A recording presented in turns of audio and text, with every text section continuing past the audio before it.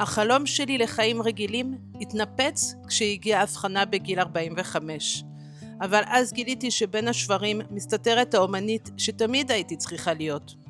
שנים ניסיתי להסתיר את הפוסט-טראומה ואת מה שרבים מכירים כפיצול אישיות. פחדתי שאם מדבר על ה-DID הכל יתפרק. אבל כשאני מציירת קורה קסם. כל הזהויות שבי שותקות.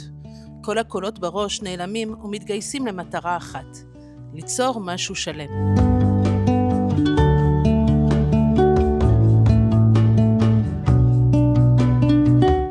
היום אני בוחרת לא להסתיר יותר. אפשר להיות שבורה או צבעונית בו זמנית.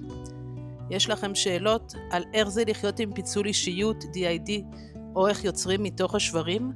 אני כאן בשבילכם בתגובות, ובינתיים תגידו לי גם איך יצאה העוגה.